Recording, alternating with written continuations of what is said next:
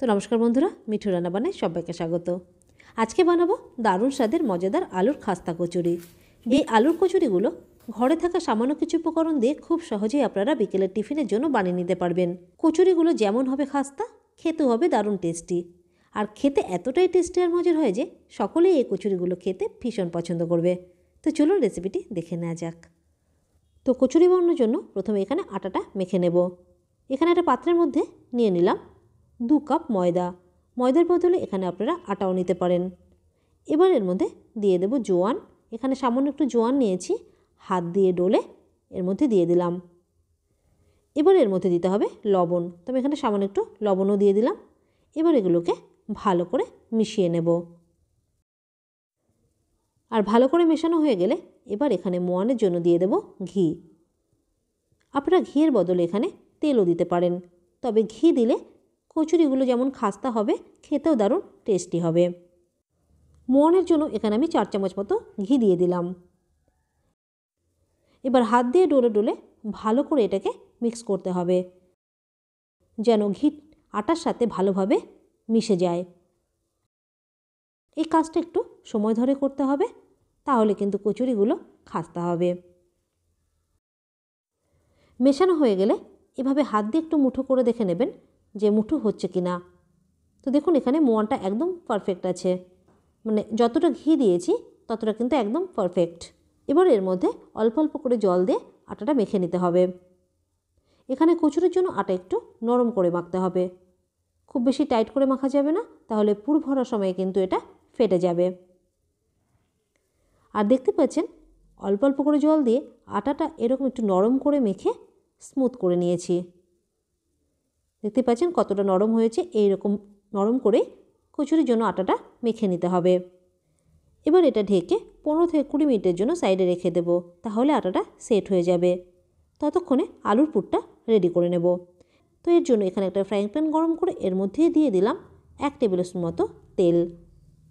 তেল গরম হয়ে গেছে, এবার এর মধ্যে দিয়ে দিলাম 1/2 চামচ গোটা জিরে। আর এখানে নিয়েছি দেখুন 1 চামচ গোটা ধনে, এভাবে একটু ভেঙে নিয়েছি।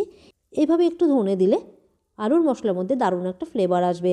এর সাথে এখানে নিয়েছি দেখুন ঝালের জন্য কাঁচা লঙ্কা, 2-3টে লঙ্কা কুচিয়ে নিয়েছি, আর নিয়েছি 1 ইঞ্চি আদা এভাবে গ্রেট করে নিয়েছি। এবার আদার কাঁচা লঙ্কাটা এর মধ্যে দিয়ে দিলাম। এবার যতক্ষণ না মশলাগুলো একটু হালকা ভাজা ভাজা হচ্ছে ততক্ষণ এভাবে একটু নেড়ে নেব। এখানে দেখুন মশলাগুলো হালকা ভাজা ভাজা হয়ে গেছে, আর এর ভেতর থেকে সুন্দর একটা গন্ধ বেরোচ্ছে। এবার এর মধ্যে দিয়ে দেব সেদ্ধ করা আলু। আলু দেওয়ার আগে গ্যাসের ফ্লেমটা অবশ্যই লোয়ে রাখতে হবে। আর এখানে 3টে মিডিয়াম সাইজের আলু এভাবে কেটে সেদ্ধ করার পর ঠান্ডা করে আলুগুলোকে এভাবে গ্রেট করে নিয়েছি। আলু পারলে এখানে গ্রেট করে দেবেন, তাহলে এর মধ্যে ছোটো বড়ো কোনো টুকরো থাকবে না। এবার এর মধ্যে কিছু মশলা দিয়ে দেব। তো মশলার মধ্যে এখানে দিয়ে দিলাম সামান্য একটু হলুদ গুঁড়ো, 1/2 চামচ মতো ভাজা জিরের গুঁড়ো, 1/2 চামচ কাশ্মীরি লাল লঙ্কার গুঁড়ো, সাথেই সামান্য পরিমাণে দিয়ে দিলাম গরম মশলার গুঁড়ো, স্বাদ মতো লবণ, আর চটপটা স্বাদের জন্য এখানটা দিয়ে দিলাম 1/2 চামচের একটু বেশি আমচুর পাউডার।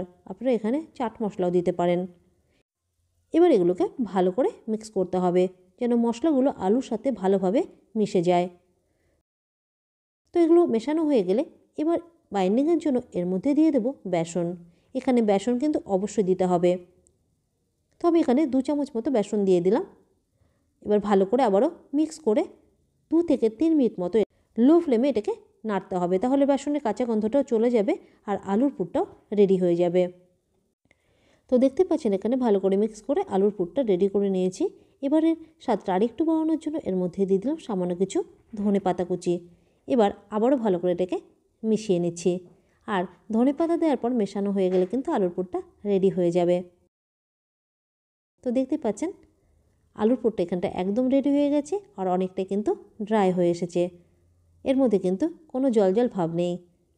এবার গ্যাসের ফ্লেমটা বন্ধ করে আলুর পুরটাকে একটা প্লেটের মধ্যে নামিয়ে নিলাম।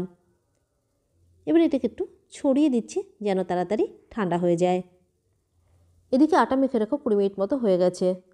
আবারও ভালো করে এটাকে একটু মেখে স্মুথ করে নিলাম। এবার এখান থেকে লেচিগুলো কেটে নেব। এখানে কচুরিগুলো আমি মিডিয়াম সাইজে তৈরি করছি, আপনারা সাইজ ছোট বড় করতে পারেন। তো এখানে দেখতে পাচ্ছেন লেচিগুলো কেটে নেওয়া হয়ে গেছে। এবার এগুলোকে একটু গোল করে রেডি করে নেব। তো দেখতে পাচ্ছেন সব লিচিগুলোকে একটু গোল করে রেডি করে নিয়েছি। আর এদিকে আলুর পুরটাও ঠান্ডা হয়ে গেছে। এবার আলুর পুর ভরে কচুরিগুলোকে রেডি করে নেব। এবার এখান থেকে একটা লেচি নিয়ে সাইড থেকে আঙুল দিয়ে এভাবে একটু চেপে চেপে একটা বাটির মতো তৈরি করে নেব। তো দেখতে পাচ্ছেন এভাবে একটা বাটির মতো তৈরি করতে হবে। তারপর কিছুটা আলুর মিক্সচার এর মধ্যে দিয়ে এবার হাত দিয়ে এটাকে একটু উপরের দিকে তুলে নিয়ে গিয়ে এইভাবে মুখটা বন্ধ করে দিতে হবে।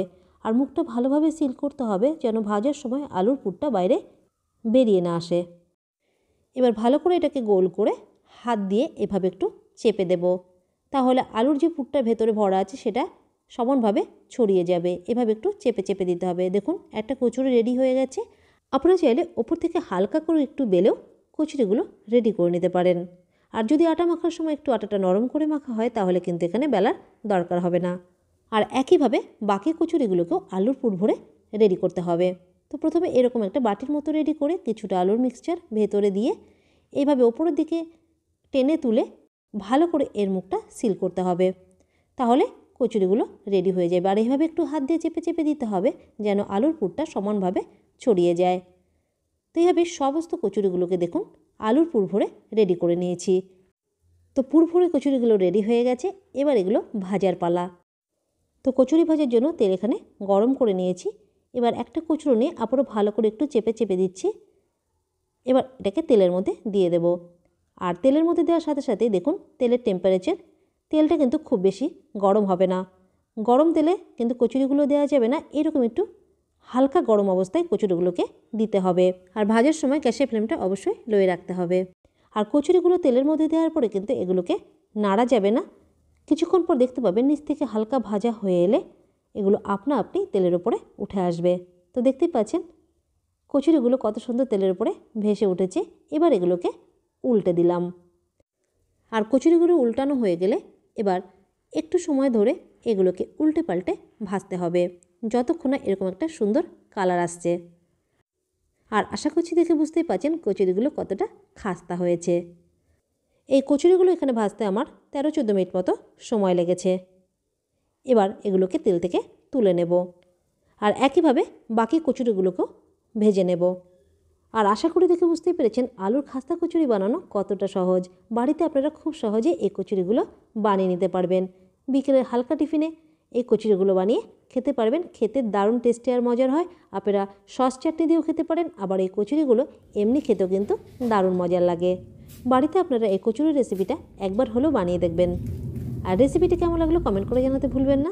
ভালো লাগলে লাইক শেয়ার করে প্লিজ চ্যানেলটিকে সাবস্ক্রাইব করে দেবেন। আজ এই পর্যন্তই, ধন্যবাদ।